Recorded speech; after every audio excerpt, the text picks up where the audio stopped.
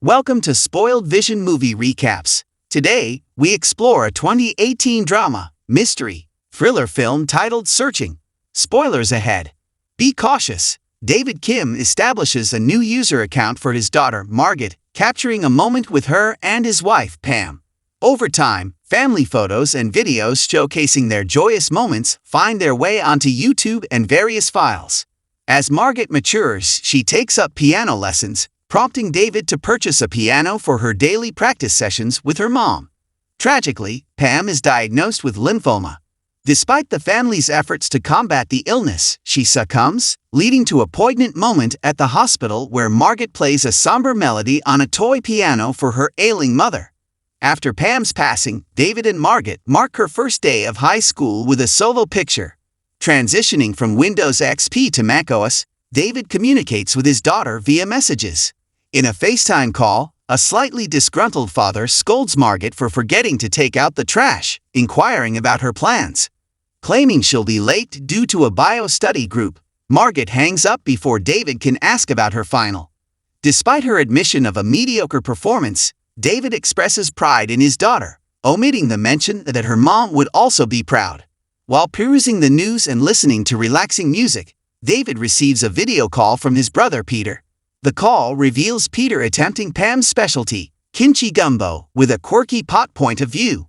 David questions Peter's use of oregano, but the topic swiftly changes. As David searches for the recipe, Peter delves into personal matters, specifically the father-daughter relationship. Interrupted by the doorbell, Peter rushes David to send the recipe before concluding the call. While seeking the recipe, Peter stumbles upon a video of Pam and young Margaret making kimchi gumbo, evoking profound grief in David, prompting him to hide the video from search results. While asleep, David overlooks 3 calls from Margaret. Upon awakening the next day, he attempts to contact his daughter via FaceTime, calls, and texts, yet receives no response. Concern deepens when he discovers Margaret left her laptop at home, an unusual occurrence. Leaving a voicemail, David realizes it's Friday, typically her piano lesson day. But her instructor reveals she stopped attending 6 months ago, contrary to the pictures and messages suggesting otherwise. Alarmed, he contacts Margaret's school, discovering she hasn't attended class. Seeking advice from his brother, who speculates on a trip with friends, David, lacking knowledge of Margaret's friends, searches her private social media accounts. Accessing the family computer through Pam's session, he finds contacts of Margaret's middle school friends. A call to Isaac's home reveals the camping trip story, leading to an angry text that David ultimately deletes, opting for a simple request for Margaret to call upon regaining reception. The next morning, Isaac informs David that Margaret never joined the trip and didn't respond to attempts to reach her before departure, prompting David to file a missing person report.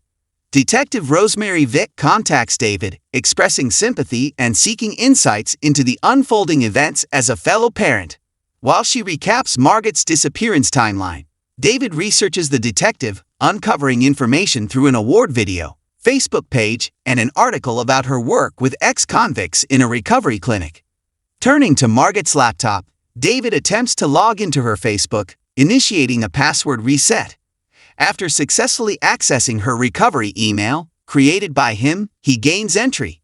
Examining Margaret's Facebook friends list, David contacts one of them, posing questions about Margaret's last sighting and the night she disappeared. He meticulously records the details in a spreadsheet, which he shares with Detective Vick upon her request. Encouraged by the detective to keep her updated, David embarks on a task of calling each of Margaret's 289 Facebook friends, discovering her lack of genuine connections and self-imposed isolation. Frustrated after 2/3 of calls yield no useful information, David confides in Peter, who suggests investigating Margaret's offline friends and activities. Perusing school files, David contacts Abigail, the host of the study group, learning Margaret left by 9 p.m. Abigail emphasizes Margaret's loner status and frequent use of Tumblr. Simultaneously, he receives an email from Detective Vitt containing traffic footage of Margaret leaving town after filling up her gas. Identifying a deposit of piano lesson money in Margaret's bank account, David discovers a $2,500 payment to a deleted Venmo user 6 days prior. Investigating inappropriate comments on Margot's Instagram, he questions Derek Ellis, who admits attending a Bieber concert the night she went missing. Detective Vic provides more leads, suggesting Margot may have run away. Unconvinced, David delves into Margot's most visited websites, discovering Ucast, inadvertently initiating a live stream by user named Fish and Chips briefly joins. Investigating Margot's saved live streams, David finds a regular viewer, Fish and Chips, who inquired about her favorite Pokemon, to which she replied, Buxy, for its memory-wiping abilities.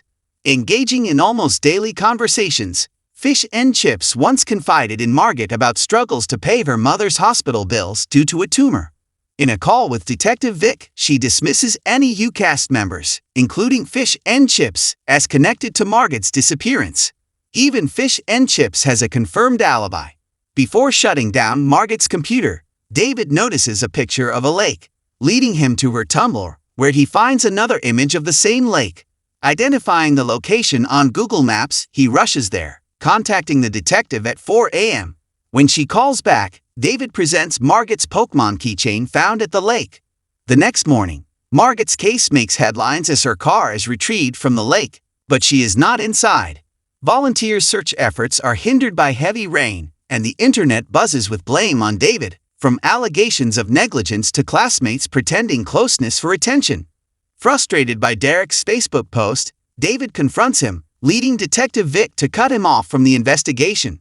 Discovering a subreddit with theories and pictures from the car, David notices a Finns hockey hoodie in the front seat, leading him to Margot's chats with his brother Peter. Shockingly, Peter and his nephew had secret meetings, prompting David to email Vic, but change his mind. Instead, he plants cameras at Peter's house and confronts him about Margot's relationship and the frequency of their meetings. Ignoring Vic's call, David accuses Peter of unthinkable actions, only to discover they were smoking pot and Margot needed someone to talk to about her mother, a conversation David failed to have. This revelation shatters David's understanding of his daughter, and he collapses in tears upon finally picking up Detective Vic's call. Randy Kardoff, a former convict, confesses online to torturing and murdering Margot before ending his own life, leading to the official declaration of her death.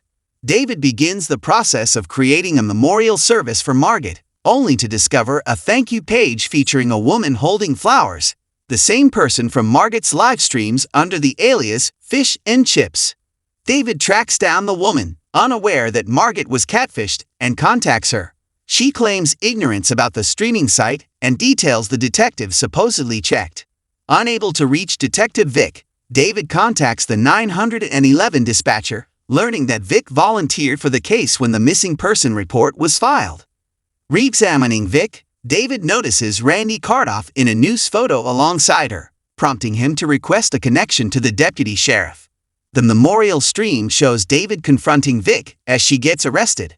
During interrogation, Vic reveals her son's involvement. 6 months prior, he befriended Margot on the streaming site, and after Margot sent $2,500 to his Venmo account for fabricated hospital bills, he followed her to the lake where an accidental push occurred. Vic assumed Margot was dead due to the cliff's characteristics and took charge of the investigation. To secure a confession, she drugged Randy, had him read a script, and shot him. With Margot's location now known, a team is dispatched, discovering she is alive and on the path to a full recovery. In the subsequent weeks, Margot persistently refreshes her music conservatory application while maintaining a conversation with her father via text. Having found closure regarding her mother's death, she is eager to rekindle her passion for the piano. Simultaneously, her father sheds his reluctance to broach the subject of Pam. Expressing his pride in Margot, he sends the text he initially deleted, acknowledging that her mom would also be proud. Make sure to subscribe and turn on notification for more movie recaps.